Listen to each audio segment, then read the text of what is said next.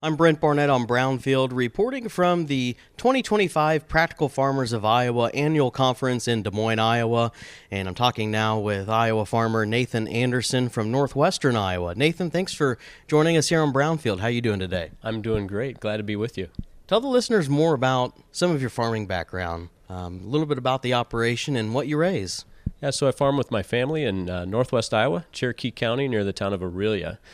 Primarily raise corn and soybeans. We do some small grains occasionally, some hay, and we have a cow-calf operation as well, and finish out some cattle and direct market some beef. Let's look back on the 2024 season. How did things go on your farm in northwestern Iowa? So northwest Iowa, in the crop reporting district, if you look at it, April 1st to June 30th, ranked number one in precip ranks out of 132 years. So we had a really wet start to the year. Despite that wet start, we were drier at the very beginning of that, so we were able to get some crop in a timely fashion, even though we did end up with some replants due to heavy rain in May and June. Second half of the growing season was number 126 out of 132 in the moisture ranks, so top 10 driest ends to the growing season. So it was a really interesting dynamic of starting really wet, ending really dry. Despite the challenges there, we saw some pretty good yields for the most part. Saw some disease concern with tar spot in corn, but overall had a really good growing season. We remember the big pressure system that came through, and there's a lot of flooding in the upper Midwest. So were you directly impacted by a lot of that system there in the early summer?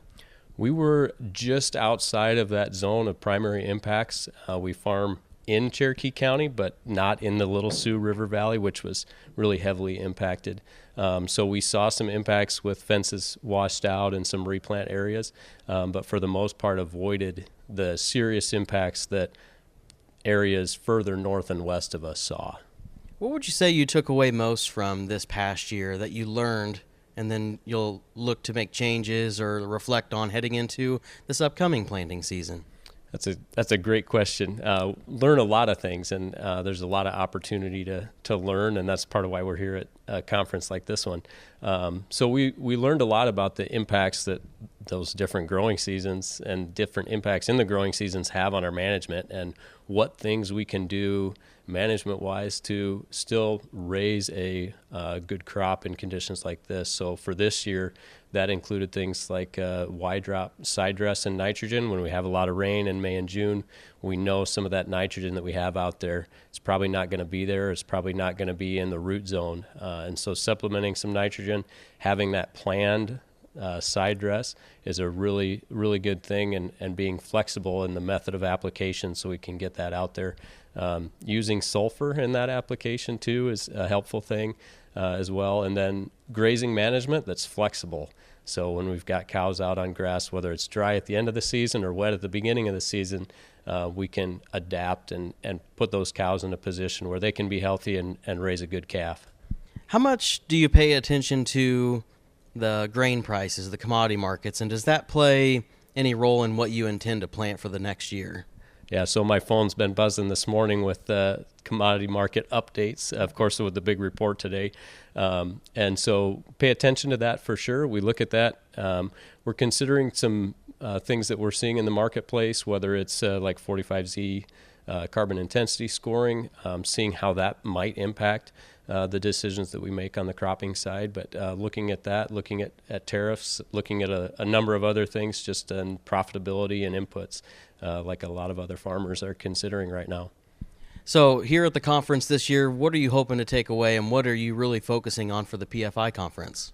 So this year, again, like we normally are when we come to this conference, I'm looking forward to seeing a lot of familiar faces and meeting some new folks. I think I heard over 1,000 people pre-registered for this event. So I'm really looking forward to just networking with a lot of folks that are here, because we learn a lot that way from farmers, even if we're not in a session. But looking at a couple sessions around cover crops, around grazing management, and then around nitrogen and fertility management in corn. Have you dipped into cover crops on your operation? Yes, we've used cover crops on our farm for over a decade now in various capacities. And as we've worked with some partners, service providers that can do a really good job of implementing those cover crops and helping us to implement them, we've expanded in that acreage that we've been able to put out. How has things gone for you? And were there any challenges getting into like a cover crop rotation? Yeah, so there's a lot of challenges. Again, it's you're adding a crop to a system, so there's a lot of learning experiences that go along with that. But basic agronomy is basic agronomy. You know, seeds planted in the right condition with the right environment are going to grow and do what they say they're going to do.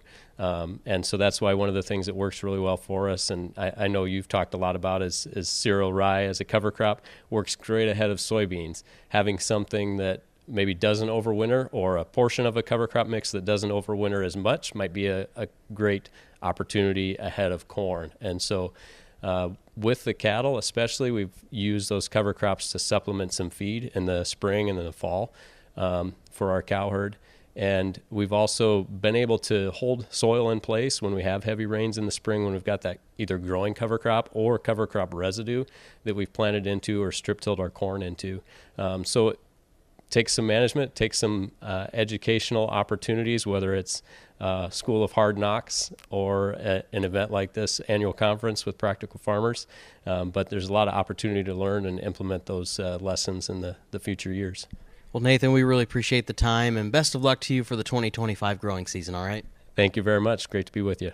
Again, that's Iowa farmer Nathan Anderson joining us here on Brownfield. We appreciate you joining us here on the program. I'm Brent Barnett with Brownfield Ag News.